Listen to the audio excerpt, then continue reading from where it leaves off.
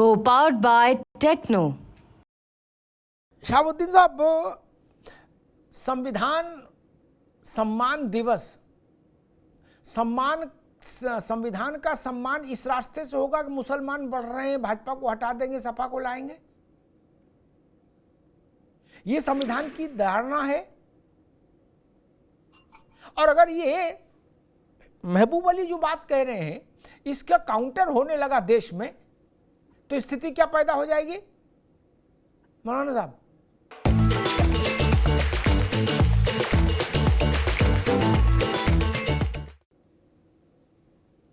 ये देखिए, महबूब अली साहब ऐसे शहर से चुन करके आते हैं जो बड़ा बेदार मग़ज़ और पढ़ा लिखा शहर है, और मैं भी वहाँ जलसे वगैरह में जाता आता रहता हूँ। और महबूब अली साहब को मैं बहुत खूब से जानता हूँ, बहुत अच्छे आदमी हैं, और वहाँ लोग उनकी तारीफ करते हैं। मैं अक्सर जलसों में गया हूँ तो लोगों ने बताया कि वो अच्छा काम करते हैं, मगर उन्होंने जो ये बयान दिया है, जिस पस मंज़र में दिया है, तो ये पस मंज़र मुनासिब नहीं था, ये बयान उनका मुनासिब नहीं है।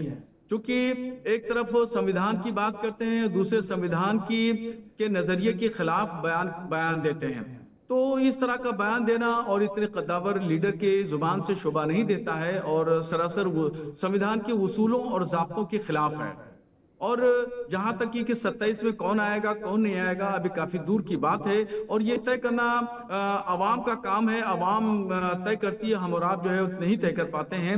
जो अच्छा काम करेगा वो रहेगा, जो अच्छा काम नहीं करेगा वो चला जाएगा। आवाम तो खुद ब खुद जो है वो फैसला कर देती है, और उसी के हक में छोड़ना चाहिए। हम नहीं तय कर सकते कि कौन आएगा कौन नहीं आएगा। और जहाँ तक ये उन्होंने नारा दिया है बढ़ती आबादी का, कि मुसलमान की आबादी बढ़ रही है, और हम अगली 2027 में हम गवर्नमेंट बना लेंगे, ये समाजवादी पार्टी की गवर्नमेंट आ जाएगी, ये भी उनका नजरिया गलत है, और ये सोचना उनका गलत है। उनको इस तरह की बातें नहीं करना चाहिए। इससे जो है दूसरे जो लोग हैं उनको मौका मिलता है बातें कहने का और एतराज करने का, आपत्ति करने का। इसलिए बहुत सोच समझ के बात कहना चाहिए। सियासी पस मंजर हो, सियासी शाहबुद्दीन साहब, एक छोटा सवाल। शाहबुद्दीन साहब, एक मिनट, एक छोटा सवाल है, फिर मैं यतीमा के पास जाऊंगा। मेरी छोटी बुद्धि ये समझ रही है कि अभी चूंकि आबादी थोड़ी थोड़ी बढ़ रही है क्या, इसलिए सरकार बदलेंगे, और जब आबादी बहुत तेजी से दौड़ने लगेगी, बढ़ने लगेगी, तो कहेंगे संविधान भी हटाओ, कोर्ट भी हटाओ, पार्लियामेंट भी हटाओ, अब शरिया चलेगा। नहीं, महबूब अली की जो प्रजाति है, उस सोच के जो लोग हैं भारत में, महबूब अली एक आदमी की बात नहीं कर रहा। वो सोच जो है ना, वो सोच तो अल्टीमेटली शरिया तक जाएगी ना। शाहबुद्दीन साहब, देखिए, इसको शरीयत से मत जोड़िए। शरीयत एक अलग चीज है, संविधान एक अलग चीज है। महबूब अली साहब की बात को शरीयत से बिल्कुल कतन मत जोड़िए, और ये जोड़ने के लायक नहीं है बात। शरीयत एक बड़े मुकद्दस उसूल और ज़ाब्ते का नाम है, और उस पर जो है वो करोड़ों लोग जो है अपनी जिंदगी गुजारने के लिए। ठीक है शाहबुद्दीन साहब, रुकना होगा अभी। मैं यतीमा के पास जाऊँ। मैंने यूं ही सवाल नहीं पूछा, बड़ी गंभीरता से पूछा, और शाहबुद्दीन साहब ने उसको खारिज किया। मैं उससे सहमत नहीं, बहुत अदब के साथ। झारखंड के एक गांव में मुस्लिम आबादी बढ़ गई, मेजॉरिटी में आ गए मुस्लिम। वो लोग खंड विकास अधिकारी के पास गए, बोले यहाँ के जो स्कूल हैं इनमें अब इतवार की छुट्टी बंद करो और शुक्रवार की करना शुरू करो। बोले क्यों? बोले मुसलमान आबादी में बहुसंख्यक हो गए, लो कर लो बात। शाहबुद्दीन साहब, टीवी पर किसी भी बात का खंडन मनन करना सहज है, लेकिन हमको मालूम है जन्नत की हकीकत क्या है, जमीन पर क्या होता है। एक छोटी सी बात कही के यतीमा आपके पास आऊंगा। शाहबुद्दीन साहब, लेबनान आजकल बड़ा चर्चा में है क्या? वहां आतिशबाजी हो रही है। 75 साल पहले पता है लेबनान क्या था? 70 साल पहले क्रिश्चियन स्टेट था, ईसाइयों का शासन था, ईसाइयों की व्यवस्था थी, ईसाई बहुसंख्यक थे क्या, सरसब्ज था। 75 साल किसी मुल्क के कैलेंडर में बहुत ज्यादा नहीं होते। आज 70% मुसलमान है वहां, अब वो एक ही नारा लगा रहे, नाम रहेगा अल्लाह का, शरिया शरिया। शाहबुद्दीन साहब, कहां गए क्रिश्चियन? कहाँ गए? यही तो मैं पूछ रहा हूं आपसे। महबूब अली एक आदमी नहीं है, ये विचार खतरनाक। यतीमा, मैं बार बार इसी बात को कह रहा हूं, ये मसला भाजपा और सपा का भी नहीं, सरकार में कोई रहे कोई आए, हम जिसको तय करेंगे वही सरकार में रहेगा, हमसे मतलब जनता। लेकिन ये सरकार से आगे का गणित है। जहां जहां जिन जिन देशों में मुस्लिम मेजॉरिटी में हुआ, जहां पहले मेजॉरिटी में नहीं था लेकिन बाद में मेजॉरिटी में हुआ, उनकी बात कह रहा हूं, वहां शासन व्यवस्था बदल दी गई। लेबनान का उदाहरण मैंने ताजा दिया। यतीमा,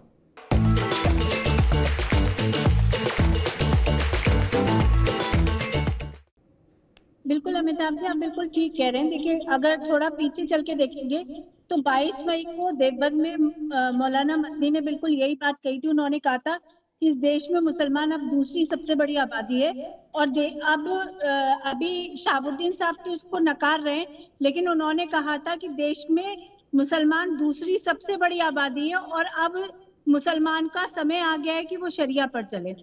उसके बाद किस तरीके से पत्थरबाजी हुई, किस तरीके से हिंसा की गई, ये हम सब ने देखा। आज महबूब अली कहते हैं, और ये क्रोनोलॉजी समझिए, सलमान खुर्शीद ने जब बांग्लादेश में तख्ता पलट हुआ तो सलमान खुर्शीद कहते हैं कि भारत में भी ये हो जाना चाहिए, भारत में भी। ये सारा जो सिनेरियो है ये उस विचारधारा को रिप्रेजेंट करता है जो ये चाहते हैं कि देश शरिया से चलने लगे, देश का इस्लामीकरण हो जाए। और ये देश के लिए बहुत, मैं तो उसी दिन से, जिस दिन मौलाना मदनी ने देवबंद में खड़े होकर कहा था, उसी दिन से लगातार ये बात कह रही हूँ कि बहुत खतरनाक है। आने वाला देश का जो समय है वो खतरनाक हो जाएगा। जहां जहां जनसंख्या में परिवर्तन हुआ वहां कहीं भी हिंदू सरवाइव नहीं कर पाया, और अन्य कोई कम्युनिटी भी, लेबनान की आप बात कर रहे हैं, अन्य कोई कम्युनिटी भी फिर इस्लाम के आगे सरवाइव नहीं कर पाई। उस देश को, उस जगह को जगह का इस्लामीकरण कर दिया गया, और फिर वहां वही हुआ जो इस्लाम में होता है। बहन बेटियों के साथ बलात्कार हुए। बांग्लादेश का ताजा उदाहरण हमारे सामने है। इस बहुत दूर जाने की आवश्यकता नहीं। हिंदुओं के प्रति कोई घृणा नहीं थी, लेकिन जिस दिन तख्ता पलट हो गया, सारी हिंसा हिंदुओं के विरुद्ध की गई, हिंदुओं की बहन बेटियों के बलात्कार किए गए, उनकी हत्याएं की गई और उनके घर जलाए गए, उनके मंदिर तोड़े गए। ये इसका शिकार हिंदू बने। तो हम ये कल्पना कैसे कर लें कि मुसलमान आबादी बढ़ने के बाद भारत सुरक्षित रहेगा? ये संभव नहीं है। मुझे लगता है ये हाइपोथेटिकली थॉट है, और इसका खंडन भी होना चाहिए और इस पर सख्त कार्रवाई भी होनी चाहिए। जी ठीक। एक और बात कह के अशोक भाई के पास जाऊंगा, फिर ओपी सिंह जी के पास, फिर अब राजनीतिक बहस की ओर चलूंगा। लेकिन एक बात भी तथ्य रहना चाहिए पटल पर। मौलाना साहब, हमको भी मालूम है और आपको भी मालूम है, कुछ कालखंड पहले अफगानिस्तान में हिंदू शासन था, हिंदू राजा था ना? आज क्या स्थिति है? कौन लोग हैं जो तोप गोला लेके बाजार में घूम रहे हैं, बांधे मुरैठा, हाथ में हंटर लिए? कैसे हो गया? ये कैसे हो गया भाई? मैंने लेबनान का उदाहरण दिया, मैंने अफगानिस्तान का उदाहरण दिया, मैं और भी उदाहरण दे सकता हूं। ये आबादी के प्रति इतना ललक क्यों है? आबादी बढ़ रही, वो लड्डू बांटो, पड़ोस में 10 बच्चे हुए, वो लड्डू बांटो। ये ललक क्यों है? आबादी बढ़ना कोई बहुत अच्छा काम है क्या? आप इसीलिए मंशा पर सवाल खड़ा होता है। आज के दौर में मौलाना साहब, कोई आबादी बढ़ने को छाती ठोके, अच्छा माने, तो हमें शक नहीं होगा उस पर कि इसका मंशा क्या है। मंशा पर सवाल है। ओपी सिंह जी, अरे अशोक यादव जी, संविधान ऐसे बचेगा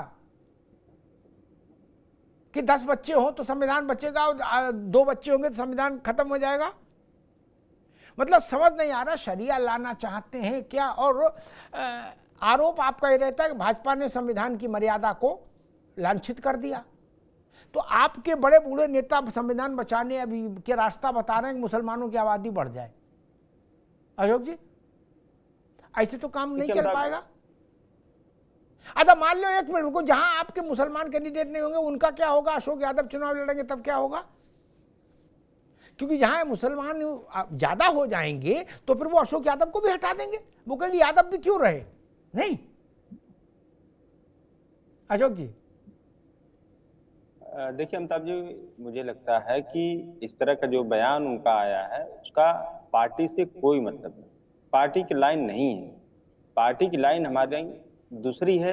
हमारी लाइन जो है पार्टी को या हमारे जो उत्तर प्रदेश को अच्छी पुलिसिंग देना, अच्छी एम्बुलेंस सेवा देना, अच्छी सड़कें देना, लैपटॉप देना और पीडीए के आंदोलन को आगे बढ़ाना, ये हमारी पार्टी की विचारधारा है, रूपरेखा है।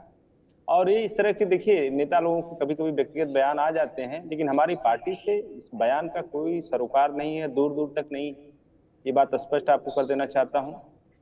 और दूसरी बात देखिए, अगर इस तरह की बयानात की बात किया जाए तो उनका बयान जो जिसकी चर्चा आप कर रहे हैं, उनका जो एक पार्ट है उस पार्ट का तो हमसे नहीं कोई सरोकार है, लेकिन इसके आगे जो उन्होंने कहा कि 2027 तक योगी सरकार को हटना है, ये बात पूरी जनता जान रही है कि 2027 तक जिस तरह से योगी सरकार से पीड़ित किसान है, नौजवान है, महिलाएं हैं, पीडीए है और जातिवाद से जो उनके प्रशासन में झलक रहा है, ये सब सारी चीजों से, और जो उनकी जबानी जंग है, जो उनके नेताओं के भी, संगीत सोम जी का बयान सुन लीजिए, उन्होंने अधिकारियों को क्या क्या बोला, उसके बाद इंडोर्स कर रहे हैं मंच से, और उसके बाद वो कह रहे हैं कि ज्यादातर भगवान जो है क्षत्रिय माँ के कोख से पैदा हुए। अब बताइए, अपने प्रशासन में तो जातिवाद किए हैं योगी सरकार, योगी जी प्रदेश में जातिवाद कर रहे हैं, नौकरियों में जातिवाद कर रहे हैं, हर जगह जातिवाद कर रहे हैं। अभी भगवान बचे थे क्या जातिवाद करने के लिए अमिताभ जी?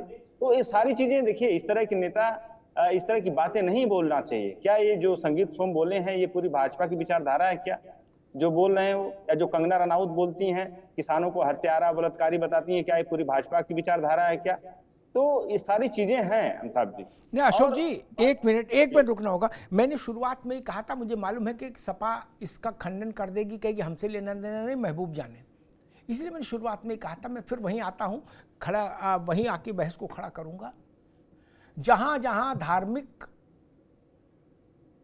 आधार पर आबादी का असंतुलन हुआ, वहां वहां राष्ट्र बदल गया। भाई साहब, अमरोहा क्या बेच रहा है अशोक यादव जी? ये मसला केवल एक इस महबूब का नहीं है। हिंदुस्तान के किसी हिस्से में ऐसी सोच क्यों है? क्यों है कि आबादी बढ़ रही है मुसलमानों की, इसलिए हम सरकार पलट देंगे? ये तर्क तो ठीक नहीं हो सकता। और हमने जहां जहां आबादी बढ़ती देखी, विश्व में नक्शे में वो देश गायब हो गए या उनका चित्र बदल गया।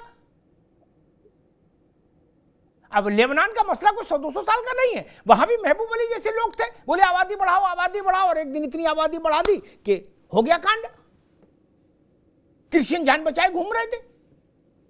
अशोक जी देखिए अमिताभ जी, मुझे लगता है कि हमारे हिंदुस्तान की तुलना अफगानिस्तान, लेबनान और पाकिस्तान से नहीं होनी चाहिए। हमारा देश बहुत वर्सटाइल देश है, हमारा देश बहुत महान देश है। लेबनान भी भला देश था। आपने किसने कह दिया लेबनान का बवाली था? लेबनान तो तब बवाली हुआ, मौलाना साहब तो जानते हैं, जब वहां आबादी बढ़ गई, जिसकी बात महबूब अली कर रहे हैं। उससे पहले तो वहां क्रिश्चियन डोमिनेटेड स्टेट था, अच्छा चल रहा था, सरसब्ज था। मिडिल ईस्ट का पेरिस कहते थे उसको।